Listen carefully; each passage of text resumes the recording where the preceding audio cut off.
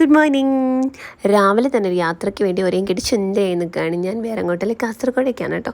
ഞാൻ ആദ്യമായിട്ടാണ് ലൈഫിൽ കാസർഗോഡ് പോകുന്നത്. അപ്പോൾ അതിൻ്റെ ഒരു ത്രില്ലിലായിരുന്നു ഞാൻ നിൽക്കുന്നത്. മോർണിംഗ് ഒരു 7 o'clock ആകുമ്പോൾ ഞങ്ങൾ വീട്ടിൽ നിന്ന് ഇറങ്ങി ട്രെയിനിലാട്ടോ ഞാൻ പോകുന്നത്.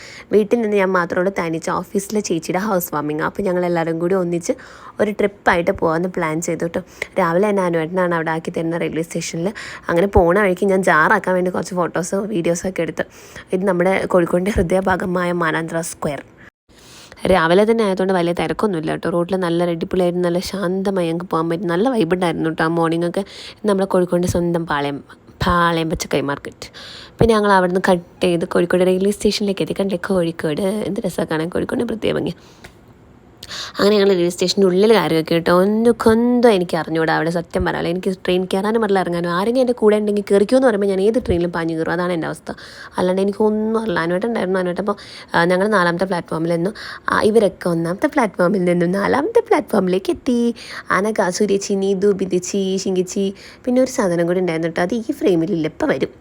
ഞങ്ങളെല്ലാവരും കൂടി അവിടെ ഇരുന്ന് ട്രെയിൻ ആരതേച്ചിയുടെ മോള് ഞങ്ങളെല്ലാവരും കൂടി ഇരുന്ന് ട്രെയിൻ വെയിറ്റ് ചെയ്തിരിക്കുകയാണ്. 1/2 മണിക്കൂർ ട്രെയിൻ ലേറ്റ് ആയിരുന്നു. ട്രെയിൻ വന്നപ്പോൾ എങ്ങനെയോ തിരക്കിൽ ഓടി കയറിയൊക്കെ പോകണമെന്നായിരുന്നു എൻ്റെ ആഗ്രഹം. പക്ഷേ തിരക്കേ ഉണ്ടായിരുന്നില്ല. അങ്ങനെ ചാടി കയറി.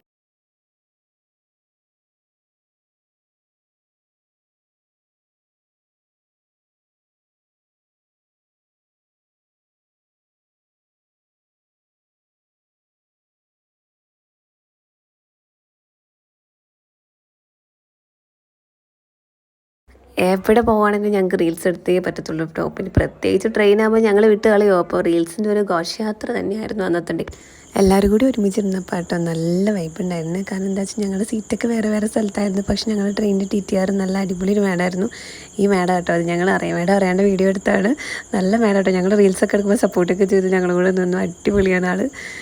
അങ്ങനെ മേഡമുള്ളതുകൊണ്ട് ഞങ്ങൾക്ക് ഒരുമിച്ച് ഇരിക്കാനും റീൽസ് എടുക്കാനൊക്കെ പറ്റി. അടിപൊളിയായി. പിന്നെ ഞങ്ങളവിടെ ലാൻഡ് ചെയ്തു. വല്ല പോസിൽ ഞങ്ങൾ സീനാക്കി ഇറങ്ങണ വീഡിയോ ഒക്കെ എടുത്തു കേട്ടോ. അടിപൊളിയായിട്ടില്ലേ. അങ്ങനെ അവിടെ നിന്ന് ഞങ്ങൾ ധനേഷിൻ്റെ വീട്ടിലേക്കുള്ള പ്രയാണം സ്റ്റാർട്ട് ചെയ്തു. പക്ഷേ ഞങ്ങൾക്ക് കാസർഗോഡിനെ പറ്റി ഒരു ഐഡിയ ഉണ്ടായിരുന്നില്ല. ഞങ്ങളെല്ലാവരും കാസർഗോഡ് ആദ്യമായിട്ട് വരാണ്. കുന്തവും ഇല്ലാണ്ട് ഞങ്ങൾ വീഡിയോയ്ക്ക് മാത്രം പോസ്റ്റ് ചെയ്ത് നടന്നുകൊണ്ടിരുന്നു. അങ്ങനെ പുറത്തിറങ്ങി ഞങ്ങളൊരു ഓട്ടോ കയറാൻ വെച്ചു. ഓട്ടോ കയറി അവിടേക്ക് യാത്ര പുറപ്പെട്ടു. പക്ഷേ ഓട്ടോയിൽ നിന്ന് ഒരു വീഡിയോ പോലും എടുക്കാൻ ഞങ്ങൾക്ക് പറ്റിയില്ല. അങ്ങനെ വീട്ടിലെത്തിയപ്പോൾ നല്ല ഭംഗിയുണ്ട് കേട്ടോ. സൂപ്പർ വീടാണ്. വീഡിയോ നിന്ന് കവർ ചെയ്ത വീഡിയോ ഞാൻ ഇതിൽ ഇടുന്നില്ല, നിങ്ങൾക്ക് ബോറടിക്കും. അപ്പോൾ പിന്നെ ഞങ്ങൾ അവിടെ നിന്ന് എൻജോയ് ചെയ്ത് ഫുഡൊക്കെ കഴിച്ച് അങ്ങനെ ഞങ്ങൾ റിട്ടേൺ പോകുന്ന വീഡിയോ അപ്പം നിങ്ങൾ കാണുന്നു. നല്ല ക്ഷീണിച്ചിട്ടുണ്ട്, ടയർഡായി പണ്ടാറടങ്ങിയിട്ടുണ്ട്. അപ്പോൾ ഞങ്ങൾക്ക് എവിടെയെങ്കിലും ഒന്ന് കിടന്ന് ഉറങ്ങിയാൽ കൊള്ളാമെന്നുള്ള മൂഡിലായിരുന്നു പോകുന്നത് കേട്ടോ. പോകുമ്പോൾ ഒരു വൈബ് വരുമ്പോൾ ഉണ്ടായിരുന്നില്ല. അങ്ങനെ ഞങ്ങൾ റെയിൽവേ സ്റ്റേഷനിൽ നിന്ന് ഒരു 2 വീഡിയോ ഒക്കെ എടുത്ത് ട്രെയിനിൽ കയറി കോഴിക്കോട് എത്തി. അടിപൊളി ആയിരുന്നു. അപ്പോൾ കാസർഗോഡ് വിശേഷങ്ങൾ ഇവിടെ കഴിയാൻ. Bye bye. അടുത്ത വീഡിയോയിൽ കാണാം.